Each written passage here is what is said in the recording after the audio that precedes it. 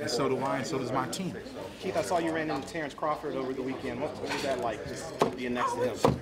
Kicking it, man. You know, he got mad love for me back from the amateurs, man. Like a lot of us, man. We saw each other when we was young, just working it, grinding, and we all even know that we've evolved so much since that point, you know. But we were at the top of the game at a young age, and now we're at the top of the game as grown men, you know. And like I told him in the conversation, man, it's just a blessing, man. Like I wish success for everybody until they step in the ring with me, you know what I mean? I mean, of course, I want victory, you know what I mean? But outside of any bout of mine, any fighter that I fought, defeated, or anything, you know, I mean, I wish them success in boxing, man, because I know the struggle. We were bred in this sport, raised up in the sport, right? You know what I'm saying? And a lot of people don't understand how much we've dedicated to be in the position that we are today, man. But a lot of other people, real boxing people, they love our sacrifices, they love our hard work. I motivate people that I don't even know, people hitting the YouTube, watching these videos after you guys gonna upload it and stuff. You know, I have an opportunity to inspire a lot of people, and that makes me feel very happy and blessed in this life, man. So, I know it's a little too early. Give the overview of your division. How do you think of it? You know, what I like about my division now, man, it's a young division. You know, I mean, it's not a lot of old names floating around. You know, I mean, so I think that's beautiful.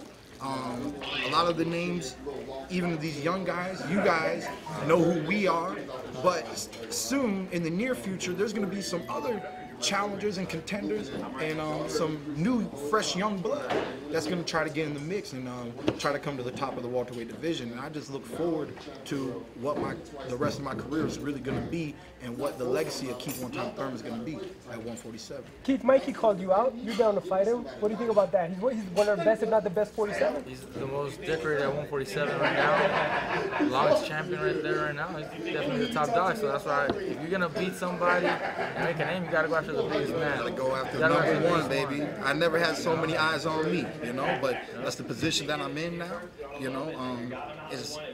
It is new, but the fight game's nothing new.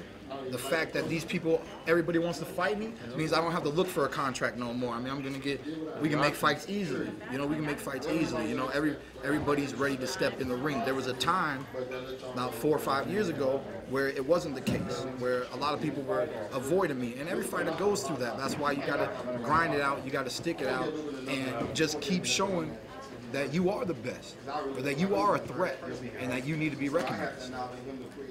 Okay, Sean Porter held a press conference yesterday to kind of let it be known that he just held a press conference by himself. He literally held a press conference by himself. Him and his dad organized at the Porter High Performance Center. They held a press conference. You was there? You attended? Well, I did not go. I sent one of my guys. Though. I sent one of my guys though. We had a representative there. You was there. You was there. Yeah, we were there. You sent a branch over there. You was there. Yes, exactly. Okay. But basically, they held a press conference to say that they were going to confront you and ask you what's going on. Why aren't we fighting? Oh, well, that's really nice. You know, first things first. You know, look, I'll just put it in simple terms because I don't want to go outside of anything like that. You know, I got a lot of love for Sean and his father Kenny. You know, I beat him once, I'll beat the boy twice. I ain't worried about that. They're the ones that are real salty right now. You know what I mean? But Danny's salty too. But outside of all that, man, to my knowledge, he is the #1 contender, right?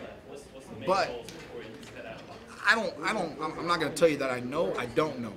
But I just came off of surgery, right? And there's certain rules in the sanctioning bodies on when an athlete goes through a real, you know, like, what's it, workman's comp, when you get injured on the job, you know what I mean? I'm only injured because I've been boxing my whole life. This is a boxing injury, you know? So the whole mandatory situation, I'm not really sure 100% on this knowledge, but I would assume from what I've kind of heard a few times is that there's like a freeze period. You can't run the clock when I can't work. You know what I mean? So right now he holds a great position, but if the WBC is not going to mandate him, then I don't have to fight him. A lot of people are putting my name in their mouth saying Keith Thurman must fight me next. That's not facts. You know what I mean? That's not facts. You can feel however you feel. You can say whatever you want to say, create as many press conferences as you want. You know what I'm saying? But at the end of the day, I worked hard to be where I am today. You guys already know I'm smart in the ring, I'm smart outside of the ring, and we're going to take care of this body, and we're going to get back into the sport the right way. We're not going to overexert ourselves too soon. Fighting anybody in the top 5 would be overexerting myself post-surgery and not being in the ring for over a year. It's you know, I mean, boxing isn't new. I'm not really fading in skills and talent, but you do got to get the engine working. You got to kick start it, get the motor going. I'm 29. Camps are a little longer nowadays than they were when I was 18, 22, 24. You know, but yeah, man. You know, Sean, in my opinion, I can fight him anytime. I can pick him for a rematch anytime. Nobody's gonna complain. Everybody's gonna know what the deal is. But if it's not really mandatory, then I mean, I don't see a contract. It's not being pushed on me. That means I have options, and they're gonna have to deal with that. Real talk. I don't like to hide and say this or say that. You know me. I'll just tell you how it is.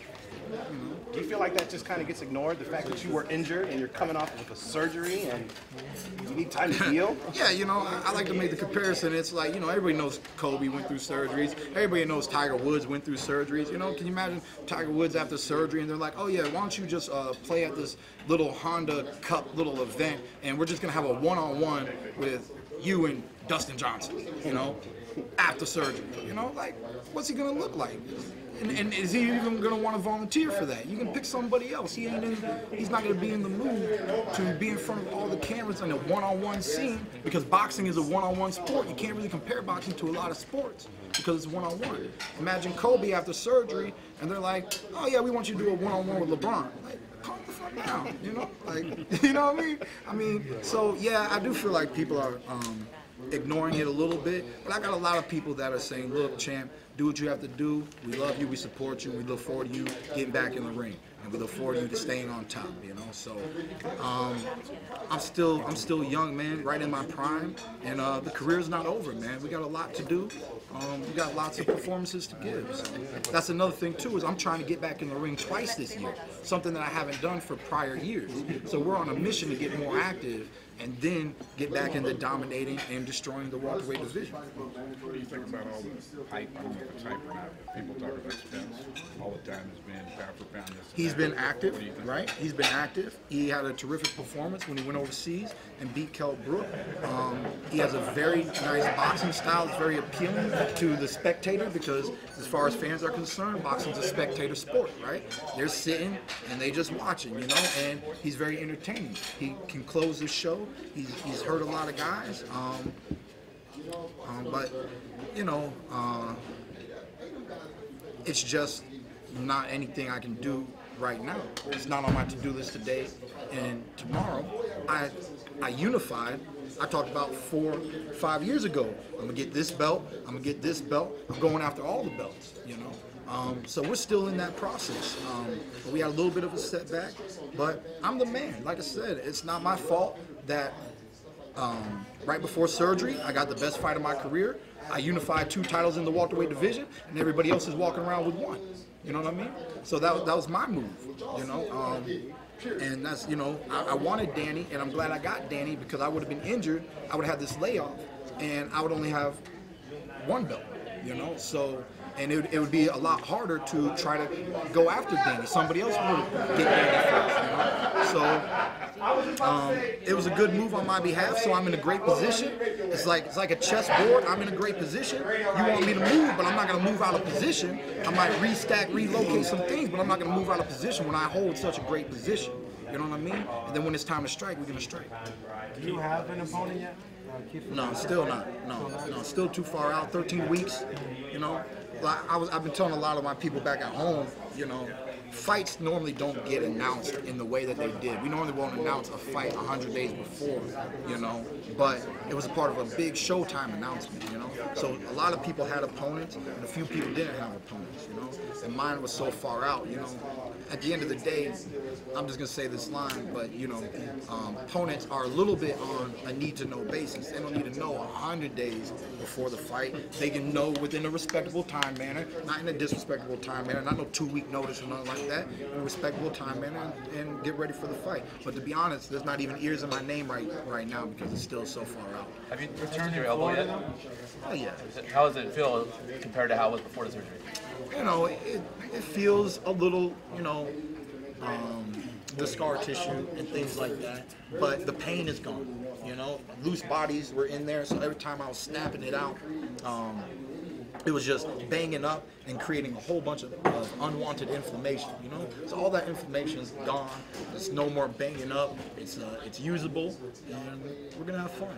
Keith, do you think that becoming the unified champions and getting married, has it made you more content, not quite have the same fire as when you wanted to win the title or undefeated, or not at all? I mean, I've been content a little bit more ever since I became champion in general, especially after a few title defenses, right? There's no more, you better not duck me, son, right? A lot of that went away because I'm the champion, and I know that if I fight anybody, I'm fighting as a champion, not as a challenger. It's just a different position, right? But shoot, man, 29 years old, I've been in the game 22 years, man. I'm just knowledgeable. I'm just not stressing. Well, why am I going to stress when there's nothing to stress about, you know? I got here for a reason. My skills are real, you know, and I'm going to keep defending these titles each and every time I step into the ring. So that's pretty much how I feel. Does it still fire up your competitive side when you hear Spence or Porter, they feel like, you know, you won't fight them, and you hear the people? Does it fire up the competitive side, like, I'll prove them, they'll see you? I mean, I already know. It's my career. I already know most likely how it's going to go down. They don't know, and they typing and all sorts of stuff. You know what I mean? But when fights happen, when I step in the ring, I'm going to bring my A game, you know? And I said it before.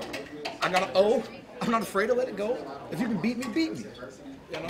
So nothing has changed, you know? But we're just, this year, for the most part, me, my team, and Al, is going to be a little bit of a strategic year, you know? Getting back, we're going to have the comeback fight. Then I'm hoping to do something a little bigger.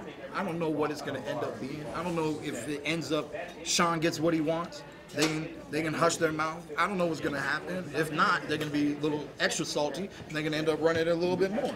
But I don't mind, you know, because I'm in control of my career, and we're gonna make good moves, and we're gonna make exciting fights. So, you know, I don't think I'm gonna disappoint the fans, and that's where my confidence comes from. Few fans might want this and that, but they always want what they can't have right away. As soon as they see one good fight, then another good fight, they're like, oh, these guys gotta fight, you know? So, you know, fans aren't matchmakers, they're spectators, you know what I mean? So they'll get the fight in a due time, not at this time. So, folks, we got Mikey and Rancis here also. Make sure we get questions for everybody so we can make the best use of this time. We appreciate all the fighters coming down at once.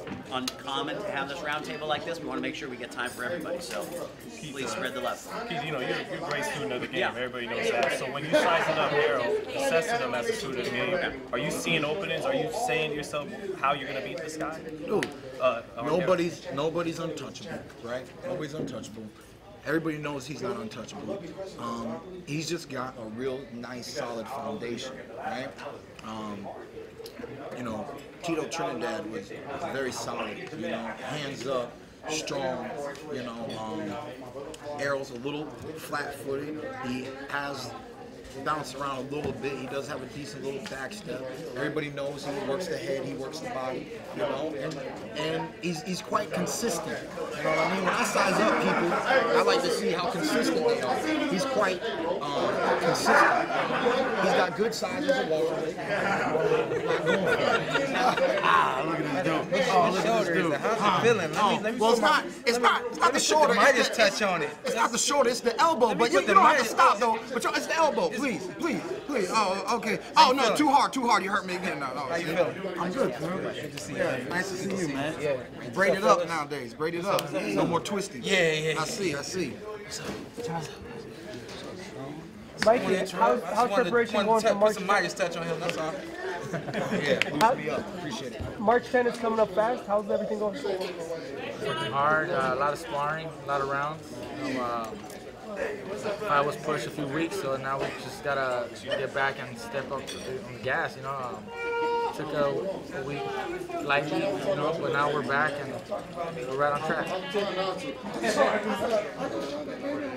How did what did you do when the fight was postponed? Did you take a break, or did you keep your camp, or what was No, we stayed in camp, but we just lined up the work for that week. It was a 2-week period that we kind of lined up the sparring. It really doesn't affect, because like I said, it was still early enough where we could kind of take a few days lighter. But now that we're in real, serious training mode right now. We're sparring a lot. Got some good sparring. It's real good. For a minute, it looked like Lomachenko and Linares were going to fight, but with everything going on there, it looks like you might still be able to fight one of them after. You know what? We were told by WBC that we were supposed to fight each other, me and Linares. We both opted to have optional fights. He fought Jeston. I'm moving up to fight Lipinets. WBC had ordered the fight. Then I hear all this conversation about him and Lomachenko, and that caught me off guard. I was under the impression that we were supposed to be fighting him and Linares. But now I guess from the latest news I've heard, they're having a little bit of trouble, the date and network and all that. So that gets me back in the conversations, which obviously does put another smile on my face, because I get to get in the mix and try to get one of those big fights that I want at Unify and lightweight. But after Broner and then Lipinets at 140, is it that easy to make 135 after? No, I feel very comfortable at 35. When I fought Slatichinen, I think 140 still maybe not as ideal for me. But as far as my boxing goes, I can still compete at 140 very comfortably. I may not be the strongest there or the biggest man, but I still have the ability to just compete and beat my opponents on skills. At 135, I think I have more strength, and that's why I would like to unify first before moving out of the division officially. Permanently? Yeah. I spoke to Rances. He says he wants to fight you too. Yeah, he's got the title. He can fight coming on the same night. So, if we get that title, he's champion. It only makes sense to unify. Sometime down the line. I want to come down to lightweight first, like I always said. But the next move would obviously move up to 140 and unify the belts. And he's available, then that's the fight that we really look forward to. Your teammate is also Jorge Linares. I'm kind of curious, knowing Jorge so well, how do you see them matched up? Una gran pelea, creo que del agrado del público, ¿no? Sería una gran pelea, creo, por los estilos. Todos conocen el pedigrí de Mikey Garcia y todos conocen también lo que ha venido en estos últimos años, como decimos nosotros en el gimnasio, el segundo suspiro de Jorge Linares, que ha sido muy satisfactorio, y creo que sería una pelea del agrado de todo el público del boxeo. It'll be a great fight. The style matchup would be really interesting. Everybody knows the pedigree that Mikey Garcia comes to the ring with, and people have gotten to know Jorge Linares within the last couple of years as well. So it would be a great matchup. Are you returning to Florida for this return fight? Is that where it's going to be? Barclays. Oh, it's going to be at Barclays? We'll be back at Barclays. Do you plan on going back to Florida this year? What do you mean? I'm always in Florida. No, I know, for a home fight again. Oh, for a home fight. I don't know. There'll be a time, most likely, where possibly we can throw one in, but I go where they want me to go. Yeah, I don't really complain. It's one of the things I love about the sport too, is traveling. Ever since I was a kid and everything. But it'll be a pleasure whenever I get the luxury of fighting back at home. So we'll see what happens.